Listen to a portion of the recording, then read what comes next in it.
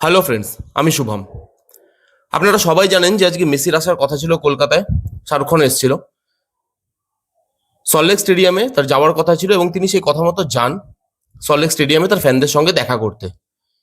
কিন্তু এটা কি ধরনের সিস্টেম যেখানে ফ্যানদের সঙ্গে দেখা করতে যাচ্ছে কিন্তু ফ্যানরাই তাকে দেখতে পাচ্ছে না, এবং তারপরে ফ্যানরা রেগে গিয়ে সল্টলেক স্টেডিয়ামের কি অবস্থা করেছে।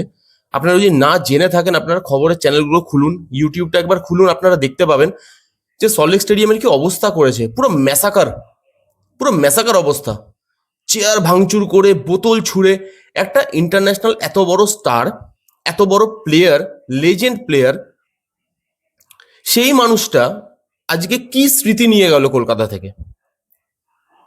সে পুরো প্রোগ্রামটা শেষ অবধি করতে পারলো না, মানে ওখানকার ম্যানেজমেন্ট, যারা ম্যানেজমেন্টে ছিল তারা পুরো প্রোগ্রামটা শেষ করতে পারলো না। এই জিনিসগুলো ফ্যানরা এত এত ছোড়াছুড়ি মারামারি করতে শুরু করলো যে মেসিকে মাঠ থেকে বেরিয়ে যেতে হলো। একটা ফ্যান তার আইকনকে দেখতে গেছে এত টাকা দিয়ে। আমিও গেছি, যুব ভারতীতে যাইনি, সল্টলেক স্টেডিয়ামে যাইনি, লেক টাউনে তার যে মূর্তি উন্মোচন হলো 70 ফুট না কত ফুটের, সেটা আমি দেখতে গেছিলাম। এবং সেখানেও কত ভিড়, আপনারা মানে না দেখলে বিশ্বাস করতে পারবেন না যে লেক টাউনে যেখানে আসার কথা ছিল বাট আসেনি, তারপরেও অত লোক, অত ফ্যান এসছে। কারণ সবার পক্ষে সম্ভব নয় অত টাকা দিয়ে, অত হাজার হাজার টাকা দিয়ে সেই স্টেডিয়ামে যাওয়া। কিন্তু যাদের সামর্থ্য আছে, যারা তার আইকনকে দেখতে গেছে অত টাকা দিয়ে, তারা কি পেল? এক একজন ফ্যান বলছে, এগুলো আমার কথা নয়, ফ্যানদেরই কথা, বলছে আমরা মেসির চুল অব্দি দেখতে পাইনি। বলছে আমরা তো নেতা মন্ত্রীকে দেখতে যাইনি, আমরা মেসিকে দেখতে গেছি, দেখতে পেলাম না। তাহলে এতক্ষণ ধরে ওয়েট করে, এত টাকা খরচা করে আমি কি পেলাম? তারা বলছে যে যেখানে সিস্টেম এরকম, যেখানে তুমি একটা জিনিস ঠিকভাবে অর্গানাইজ করতে পারবে না, তাহলে এত বড় ইভেন্ট করা কেন? এত লোককে ডাকা কেন? এক একটা লোক বলছে স্টেডিয়ামে যে আমরা 200 টাকা দিয়ে কোল্ড ড্রিঙ্কস খাচ্ছি সকাল থেকে মেসিকে একবার দেখবো বলে। এবং obviously Messi great player, legend player, আমি ফ্যান, আমার থেকে অনেক বড় বড় ফ্যানরা আছে, তারা গেছে দেখতে এটুকু আশা নিয়ে যে তারা দেখবে। কিন্তু ওখানে পুলিশ মেসিকে এমনভাবে ঘিরেছিল, নেতা মন্ত্রীরা নাকি এমনভাবে ঘিরেছিল, মেসিকে তারা দেখতে অব্দি পায়নি চোখের দেখাটা। তারপরে একটা ফ্যানের রাগ হবে না? তারপর একটা ফ্যান, সে তার নিজের যে টেম্পার সেটাকে কতক্ষণ কন্ট্রোল করবে? কারণ সেই ফ্যানটা জানে যে এটা তার জন্য লাইফ টাইম একটা এক্সপিরিয়েন্স হতে পারতো, যেটা আর জীবনেও হয়তো সে পাবে কিনা তার জানা নেই। সে এটা ভেবে গেছিল, তার পরিবারকে নিয়ে গেছিল, তার ওয়াইফকে, তার বাচ্চাকে নিয়ে গেছিল তার আইকনকে একবার দেখবে বলে। বাট তারপরে সে কি পেলো? সে তার চুল অব্দি দেখতে পেলো না, নেতা মন্ত্রীদেরকে দেখে বাড়ি এলো, পুলিশদেরকে দেখে বাড়ি এলো, এত টাকা খরচা করে। এবং সত্যি কথা বলতে কি জানেন তো, টাকাটা সবসময় না ফ্যাক্টর নয়।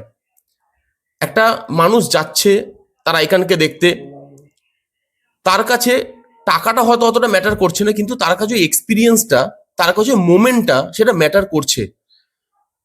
এবং সত্যি কথা, এটা আমিও আজকে মানছি, যদি সেই ইনফ্রাস্ট্রাকচার তোমার কাছে না থাকে, প্রপার ইনফ্রাস্ট্রাকচার, যে যেখানে তুমি একজন এত বড় ইন্টারন্যাশনাল প্লেয়ারকে নিয়ে আসবে এবং সেখানে জিনিসটাকে ভালোভাবে সুষ্ঠুভাবে কন্ডাক্ট করবে, তাহলে আমার মনে হয় এই জিনিসগুলো না না করাই বেটার।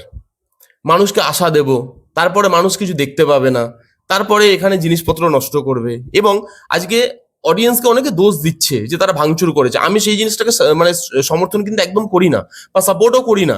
যে সেখানে যে চেয়ার ভাঙচুর করা হয়েছে, জলের বোতল ছোড়া হয়েছে, অনেকে আহত হয়েছে। ইভেন আমার পরিচিত একজন, যাকে আমি চিনি, তার মাথা ফেটে গেছে। আমি সকালবেলা খবর পেয়েছি, যখন আমি লেক টাউনে ছিলাম তখন আমি খবর পেয়েছি তার মাথা ফেটে গেছে। তিনি গেছিলেন স্টেডিয়ামে, তিনি তারপরে সেখান থেকে হাসপাতালে যান এবং তারপরে সেখানে তার ট্রিটমেন্ট চলছে। এই জিনিসটাকে আমি সমর্থন করি না, কিন্তু আপনি একটা ফ্যানের দিক থেকে ভাবুন, সকাল থেকে আপনি বসে আছেন এবং তারপরে আপনার স্টার, আপনার আইকন আপনার চোখের সামনে, বাট আপনি দেখতে পাচ্ছেন না। আপনি তার বদলে মন্ত্রীদেরকে দেখছেন, নেতাদেরকে দেখছেন। সেখানে রাগাটা কি খুব অস্বাভাবিক একটা জিনিস। তারা রেগে যায়, তারা ভাঙচুর করে। তারপরে আমি শুনলাম যে কর্তৃপক্ষ নাকি ক্ষমা চেয়েছে ফ্যানদের থেকে, বাট ক্ষমা চেয়ে জিনিসটার ফিরে আসবে না, মোমেন্টটা ফিরে আসবে না।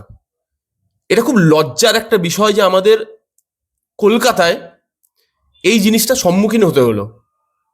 তিনি যে ইন্ডিয়া ট্রিপ স্টার্ট করলেন কলকাতা দিয়ে এবং স্টার্টিংয়েই তাকে এই জিনিসটা দেখতে হলো, তার কাছে খুব একটা ভালো মেসেজ গেল না এটা। তাই জন্য আমি বারবার বলছি, আপনার কাছে যদি প্রপার ইনফ্রাস্ট্রাকচার না থাকে, আপনার কাছে যদি প্রপার সেরকম সিস্টেম না থাকে, প্রপার আপনি যদি প্রোটেকশন না দিতে পারেন, তাহলে এই জিনিসগুলো একটা টাইমের পর গিয়ে শুধু শুধু লোক দেখানোই থেকে যায়, সেগুলো ভালো মেমোরিজে কনভার্ট করা যায় না। খুব বাজে পরিস্থিতি, খুব বাজে অবস্থা। এবং এটুকুই বলবো, যারাই ওখানে গেছেন তারা সাবধানে বাড়ি ফিরুন, এবং বেটার লাক নেক্সট টাইম। সেই নেক্সট টাইমটা কবে আসবে সেটা কেউ জানে না। জানি আমার মানে মুভি রিলেটেড চ্যানেল, এটা নিয়ে হয়তো বলার কথা নয় আমার, বাট আমিও যেহেতু ফুটবল ফ্যান, মেসি ফ্যান, সেহেতু আমার মনে হলো এই জিনিসটা নিয়ে, সিস্টেমের এই যে গাফিলতি, এবং এই যে একটা মানে একটা বাজে একটা পরিবেশের সৃষ্টি হলো এই জিনিসটাকে ঘিরে, আমার নিজের শহরে হয়েছে, আমার কলকাতা শহরে হয়েছে, যার জন্য আমার মনে হলো আমার বলা উচিত, তাই আমি বললাম। কারা কারা জানেন এই জিনিসটা এবং কাদের কি মতামত, আপনারা কমেন্ট করে জানাতে পারেন। দেখা হচ্ছে নেক্সট কোনো ভিডিওতে। Bye bye, take care and be safe.